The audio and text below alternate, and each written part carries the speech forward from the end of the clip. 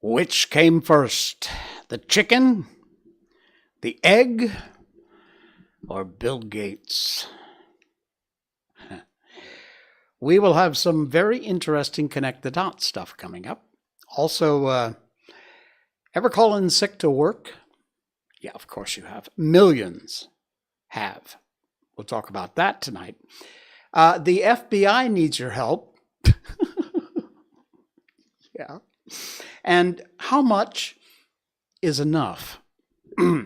Yeah. We will talk about all that and more tonight. Welcome to the Jay Sheldon Show. Happy Saturday. My apologies for Wednesday.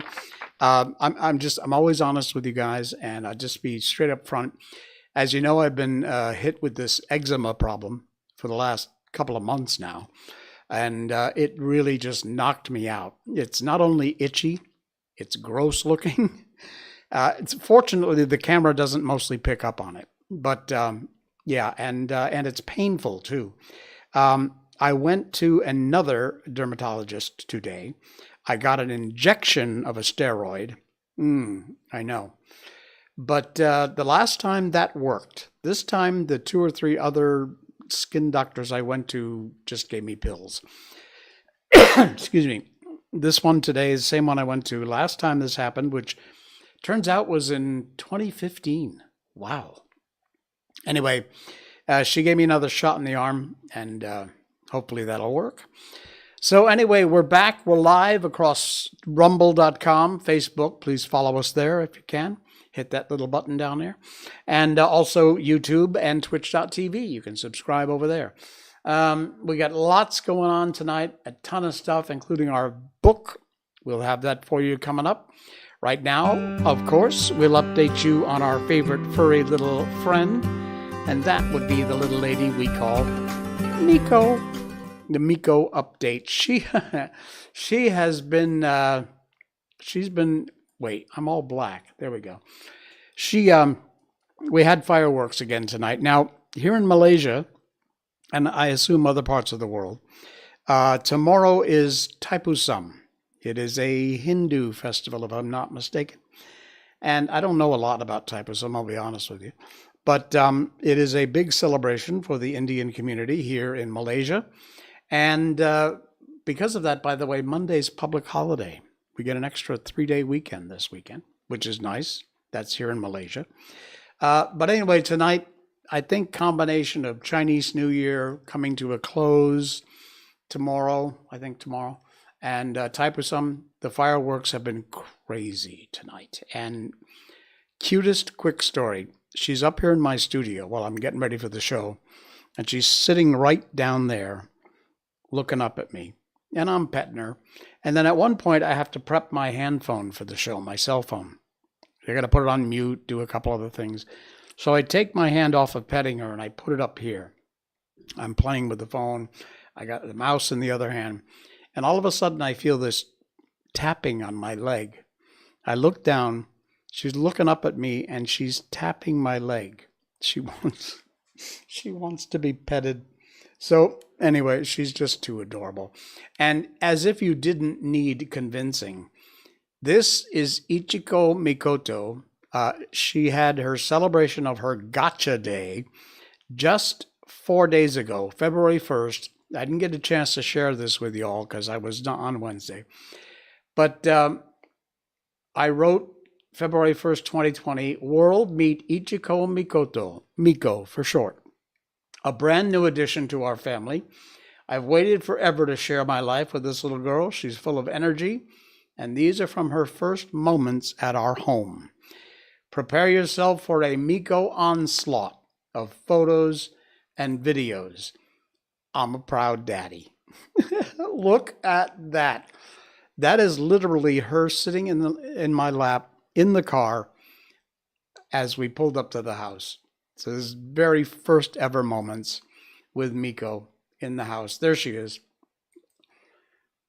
Boy, I lost weight since then, didn't I? Look at how tiny this little girl is. Wow. Look at that. I cannot believe how small she was. She's about probably 3 months old here. Unbelievable. Look at that. Look at that. She's so cute.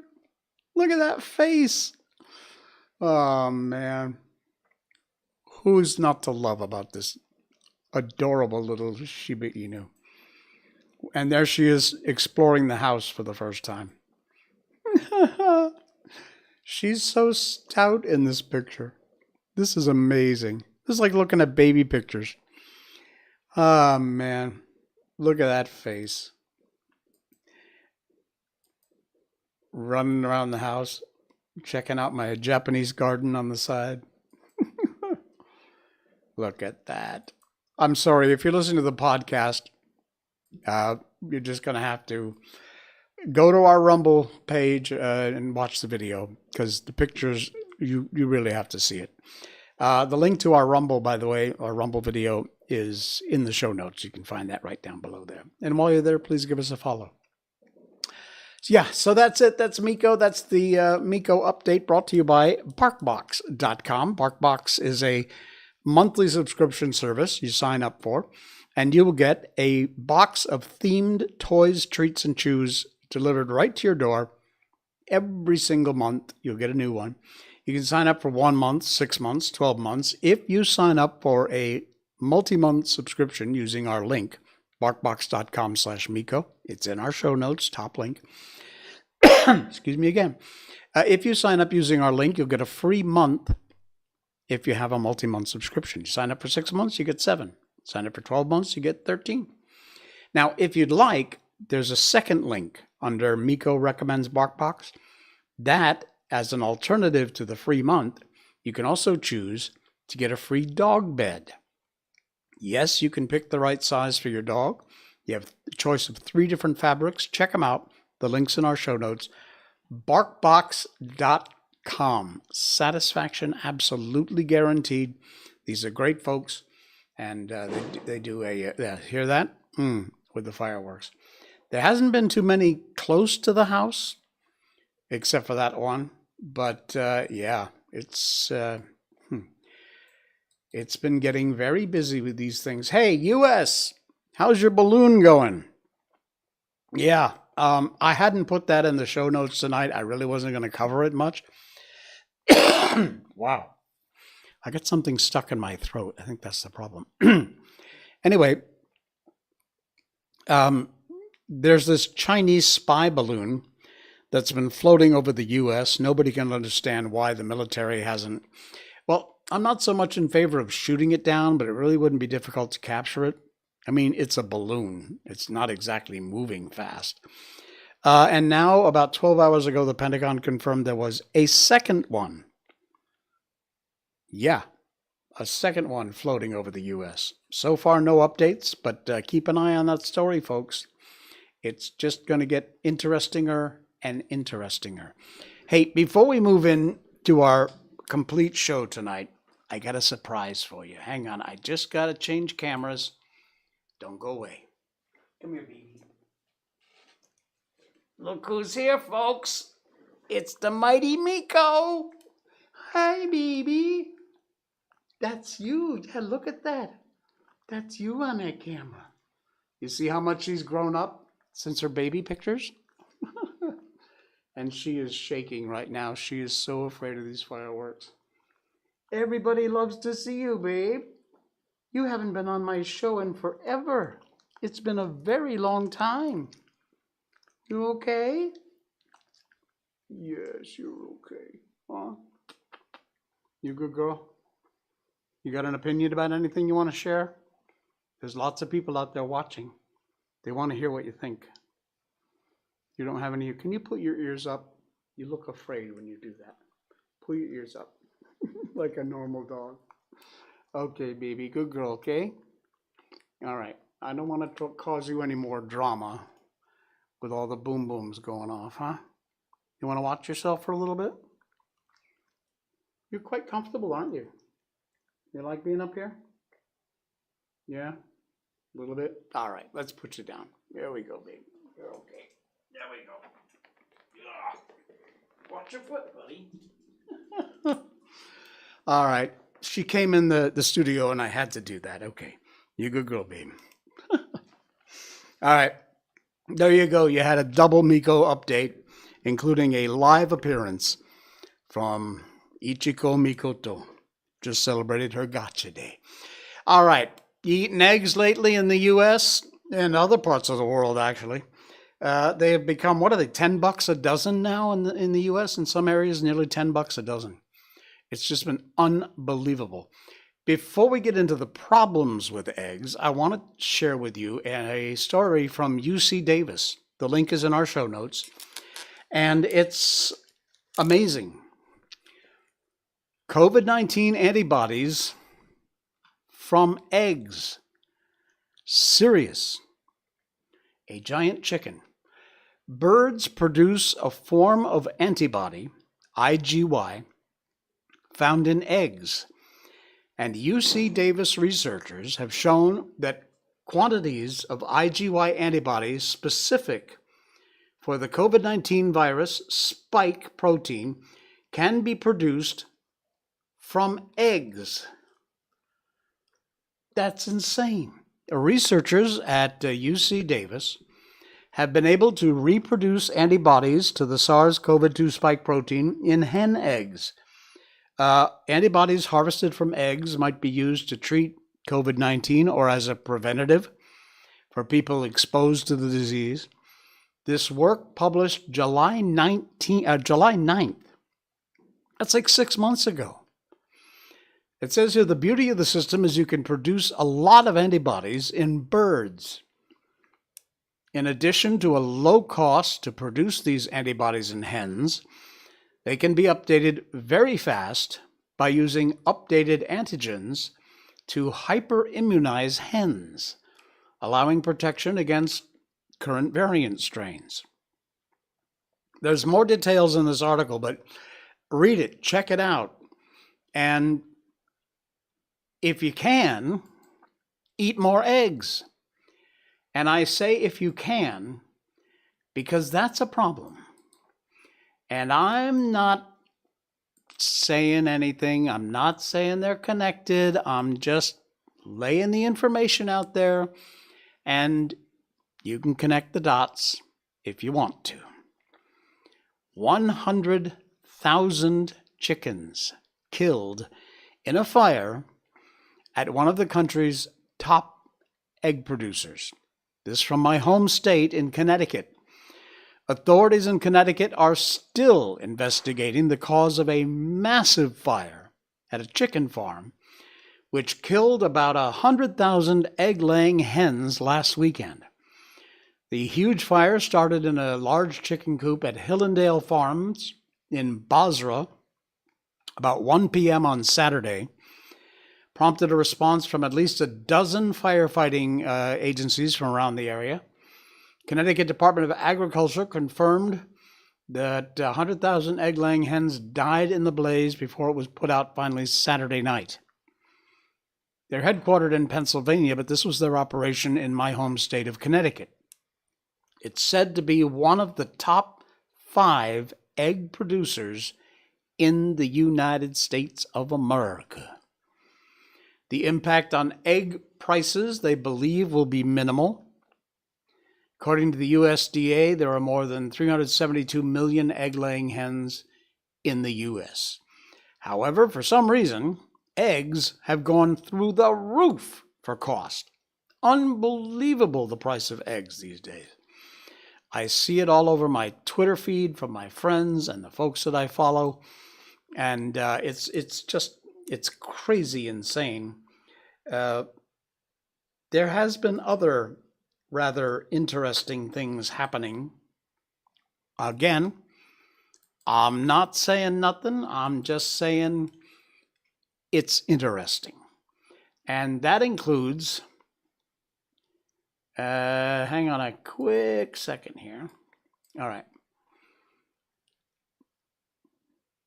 That includes the fact that a lot of these local chicken farmers the folks who raise chickens and sell eggs, not the big 100,000, the one in Connecticut that caught fire and burned down, but these are mom and pop operations.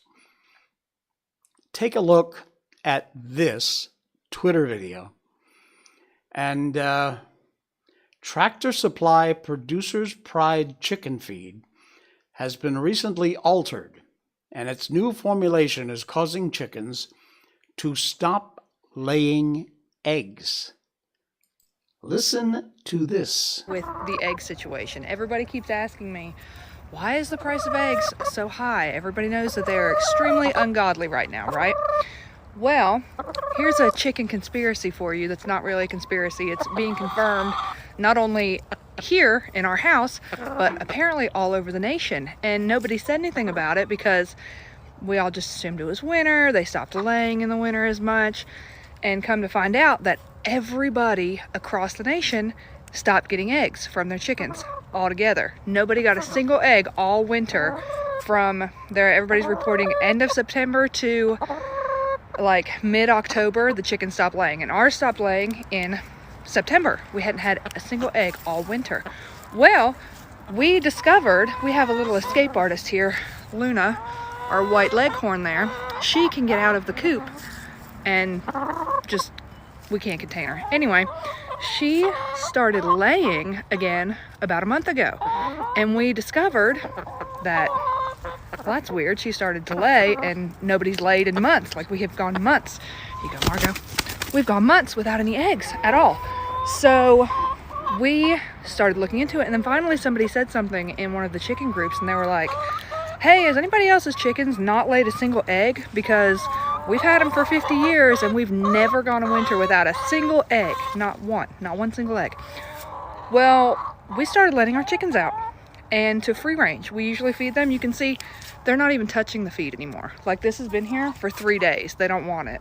And apparently everybody who's been feeding their chickens this type of feed has stopped getting eggs altogether. So people who aren't able to let their chickens free range or can't run around in the yard at all aren't getting any eggs. Interesting, huh? And that ain't all. Here's another one. Hundreds of chicken farmers saying that corporate feed is causing chickens to stop laying eggs. I have never gone without eggs, not even just one. And since before Halloween, I have not gotten a single egg until about a week ago. And I switched the feed that I was giving. I no longer am feeding chicken feed. I have switched my girls to goat feed.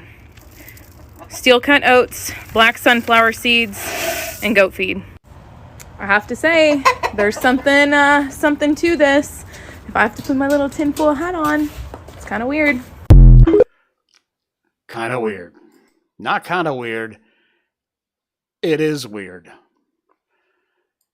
Just apparently this commercial feed, I've seen a lot of different brands, Purina specifically being mentioned, for what people are feeding their chickens. They're not now, all of this goes back to our very first story, which we shared with you. And that was the fact that UC Davis has said that chicken yolks apparently have antibodies against the COVID-19 virus. You make whatever connecting the dots thing you want to make. But it is one of those things that make you go, Meanwhile, Bill Gates continues to buy up farmland. Very nice. All right. What else we got happening here tonight? We got a lot going on tonight. So much happening. You ever call in sick from work? Of course you have. Did you ever call in sick from work when you weren't really sick? Of course you have. Well, believe it or not, America, you've broken a record. Americans record a record high absence from work, apparently as they feel the strain from COVID. More than 1 million people called out sick for the past 3 years. And the CDC says long COVID is also probably a contributor. Now, for a lot of Americans, it feels like just about everybody's out sick right now. But there is a good reason work absences from illnesses are at an all-time high in the U.S. and show very few signs of getting any better. Not just acute illness, caregiving duties, keeping workers away. About 1.5 million Americans missed work because of sickness just in December. Each month, more than 1 million people have called out sick for the past 3 years. 1 million people a month. In June, 7% of adult Americans had long COVID, which affected productivity, their ability to work. That according to data from the CDC. The last time the absentee sick calling out number from Americans dipped below 1 million was November of 2019. Wow. Last year, the trend accelerated instead of reducing back to normal.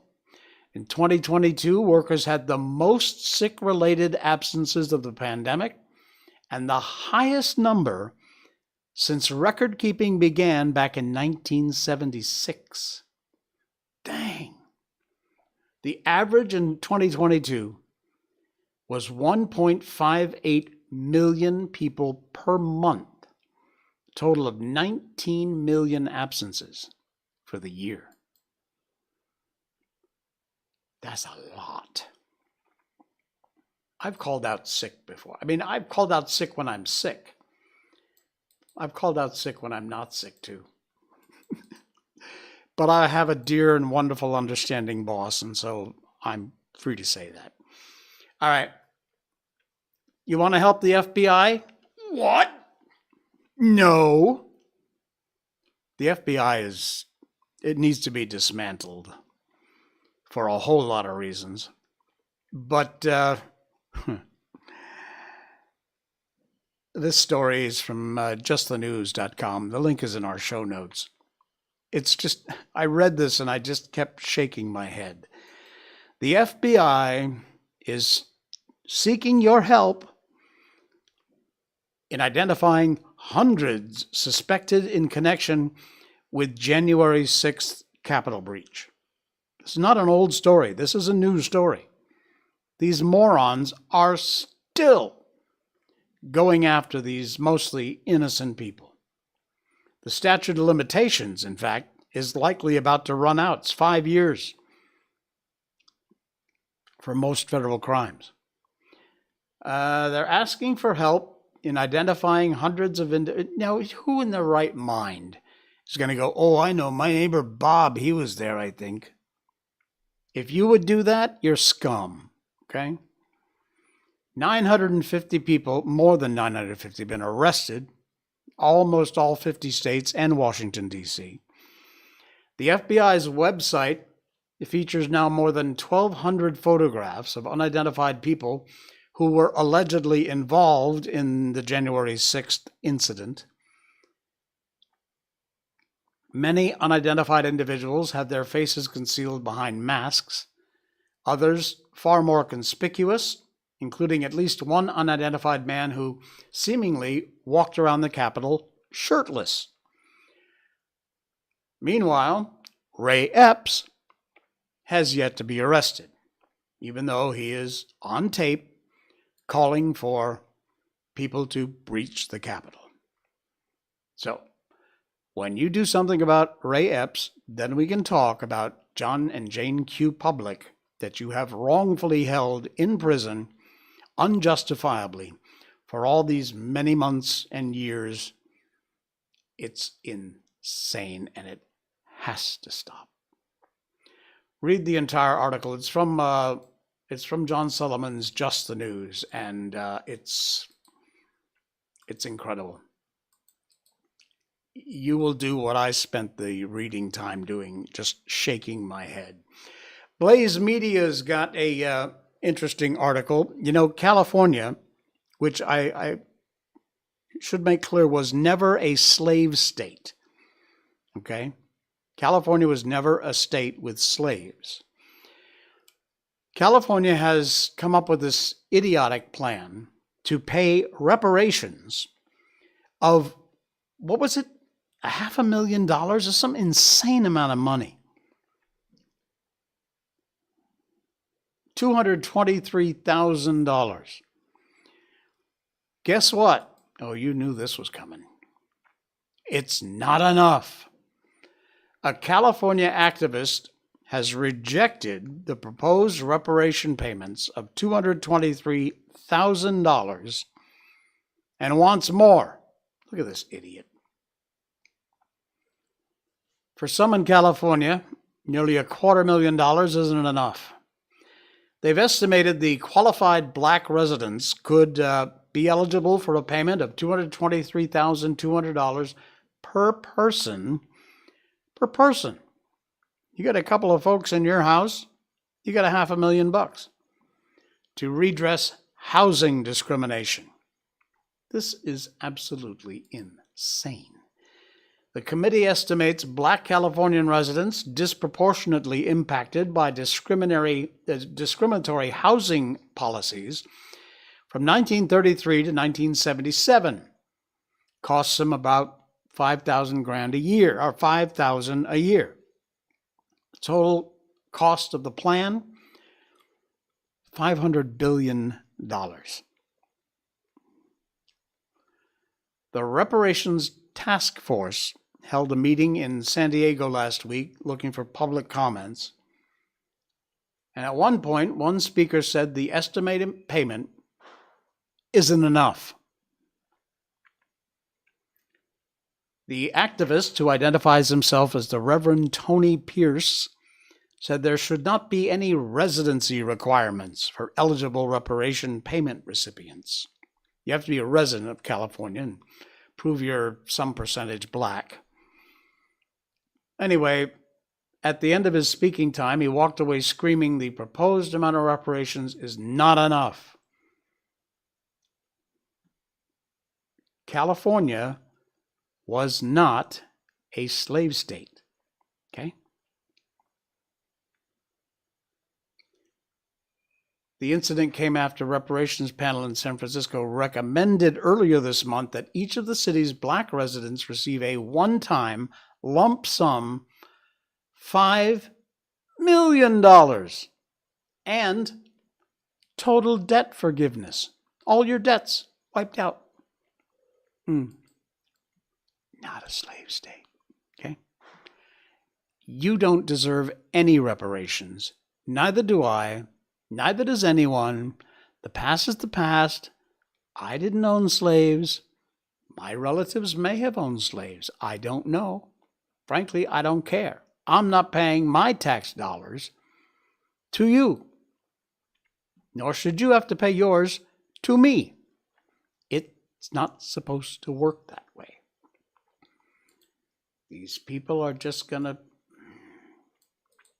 It just gets worse and worse and worse. And nobody's doing nothing about it. Hey. All right, I got a couple more stories before we move on here to our book. But these are like... They are local Malaysian stories. But pay attention even if you're not in Malaysia, because it's a good idea that you do that. They're interesting, but also they'll give you a little sort of insight to how things sometimes work in this strange, albeit wonderful country that I choose to call home. A local movie reviewer says the audience should be fair when judging Masli Malik's role in Kudeta. This is the actor. Be angry at the character, but not at the actor who brings the role to life. Wow. Every filmmaker, and I'm in the film business, has their own unique perspective on making their production as outstanding as it can be compared to others. And criticisms are bound to happen. Well, Dr. Mosley Malik, an actor, among other things, recently had to apologize for a villainous character that he plays in the TV series Kudeta due to obscene dialogue. This is incredible. Just this morning, January 30th, so less than a week ago, a local YouTuber and movie reviewer, Matt Don, says the criticisms of Kudeta will only lead to one thing: the lack of development in the local film industry. How true. A movie does not represent the actor's personality in real life. For example, Matt Don used the local film from the 60s, Isi Nagara, with the late Saleh Kamil, who played the character of a person who is not a believer of religion and mocks the belief of others. Well, this guy got crap about his role in a series on television. The actor got crap, not about the role. They made it personal.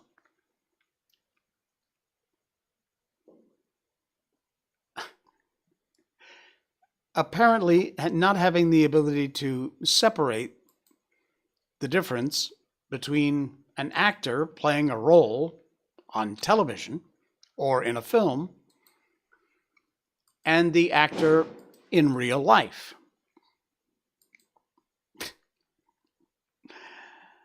Hi, baby. I know, Miko.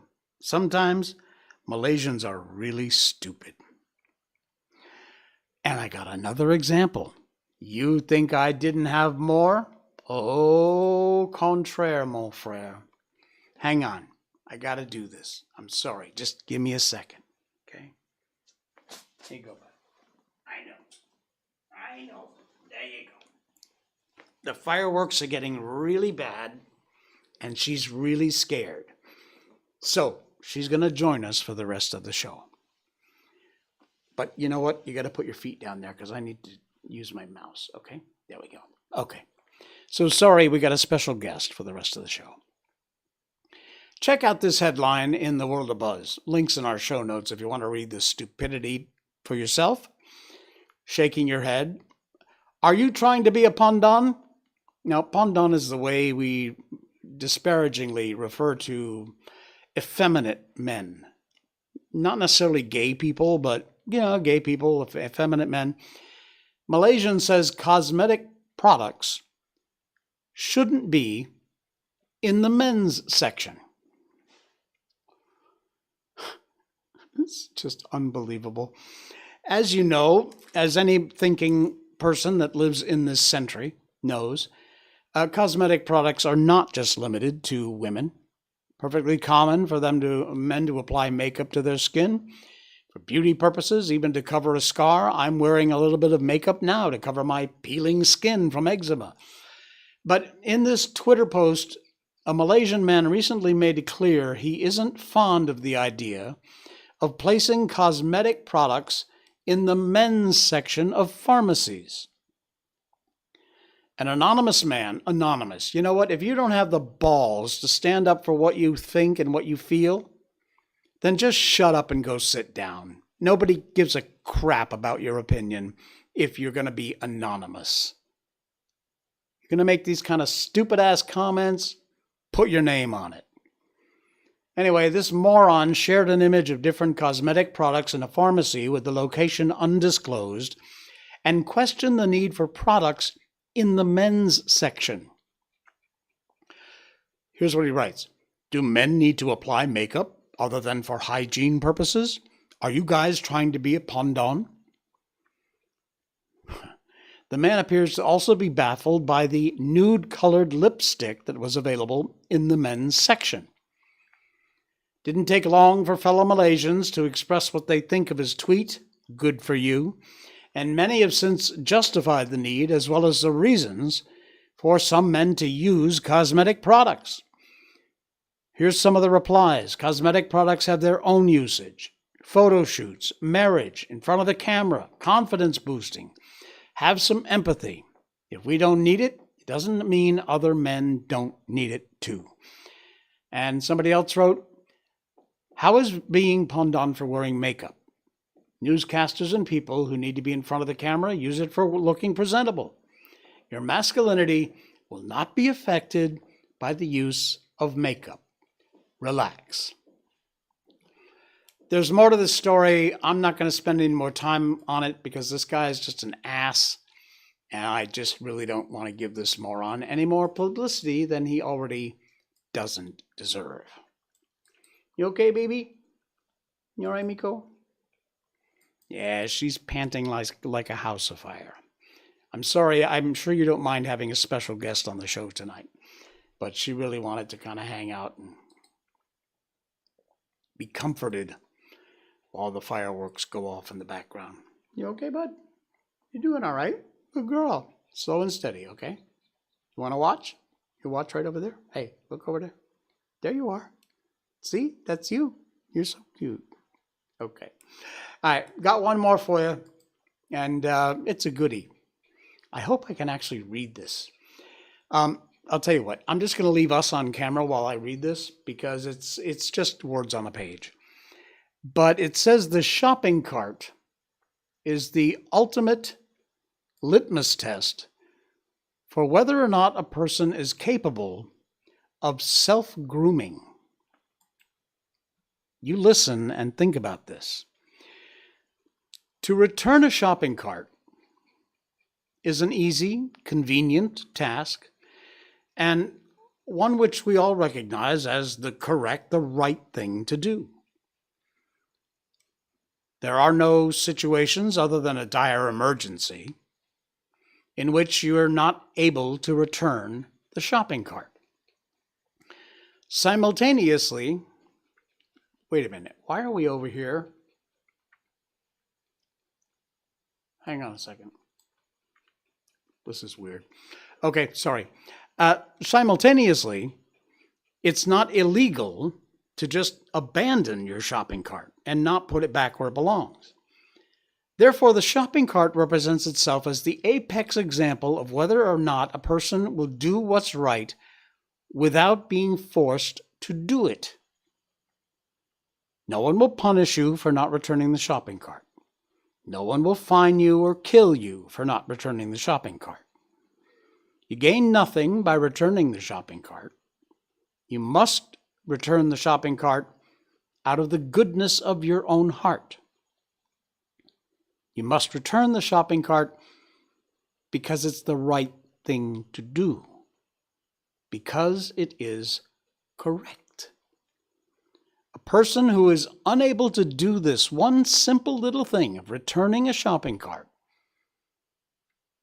is no better than an animal, an absolute savage, who can only be made to do what is right by threatening them with a law and the force that stands behind it. The shopping cart is what determines whether a person is a good or a bad member of society. Brilliant. Absolutely brilliant.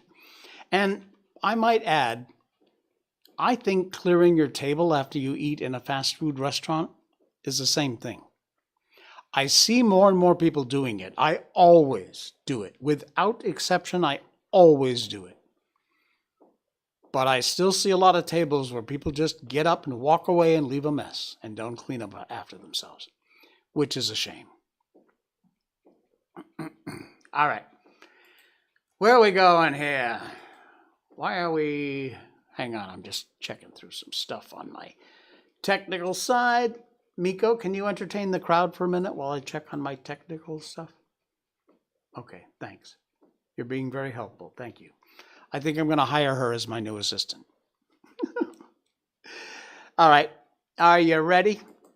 It's White Fang. As you know, we read books on this show. We've been doing it for a long time. And we've done The Wizard of Oz, Peter Pan, The Little Prince, Alice in Wonderland, my book, Willie and the Warthog. And we're doing White Fang, which is one of the all-time classic books written by Jack London back in 1906. And we've moved into the part which is really more about the little gray cub who is learning the law, which is eat or be eaten. You okay, buddy? All right. So here's our own White Fang. And she's going to sit there while we continue on with a bit more of this chapter. He saw the law operating around him on every side. He had eaten the ptarmigan chicks. The hawk had eaten the ptarmigan mother. The hawk would also have eaten him. Later, when he'd grown more formidable, he wanted to eat the hawk. He'd eaten the lynx kitten. The lynx mother would have eaten him had she not herself been killed and eaten. And so it went. The law was being lived all about him by all live things. And he himself was a part and parcel of the law. He was a killer. His only food was meat, live meat, that ran away swiftly before him, or flew into the air, climbed trees, or hid in the ground, or faced him and fought with him, or turned the tables and ran after him. Had the cub thought in man fashion, he might have epitomized life as a voracious appetite, and the world as a place wherein ranged a multitude of appetites, pursuing and being pursued, hunting and being hunted, eating and being eaten, all in blindness and confusion, with violence and disorder, a chaos of gluttony and slaughter, ruled over by chance, merciless, penniless, painless, planless, and endless. But the cub didn't think in man fashion. He didn't look at things with a wide vision. He was single-purposed and entertained but one thought or desire at a time.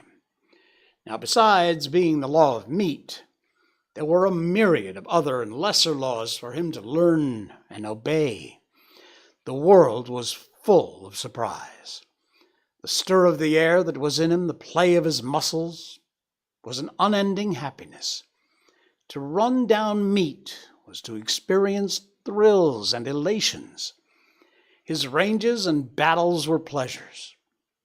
Terror itself and the mystery of the unknown led to his living. And there were easements, satisfactions, to have a full stomach, to doze lazily in the sunshine. Such things were remuneration in full, for his ardors and toils, while his ardors and toils were in themselves self-remuneration. They were expressions of life, and life is always happy when it's expressing itself. So the cub had no quarrel with his hostile environment. He was very much alive, very happy, and very proud of himself. Part 3 of White Fang, Chapter 1. It's called The Makers of Fire.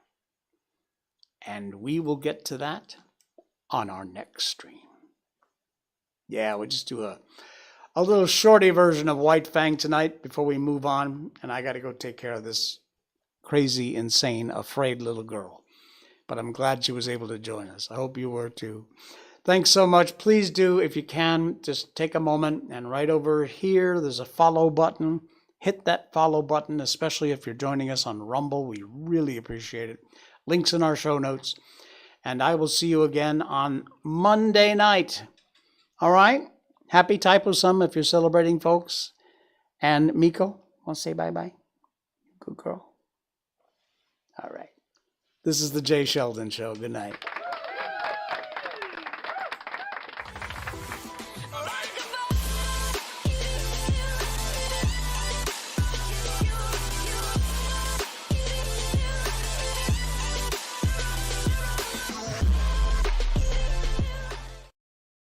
snort.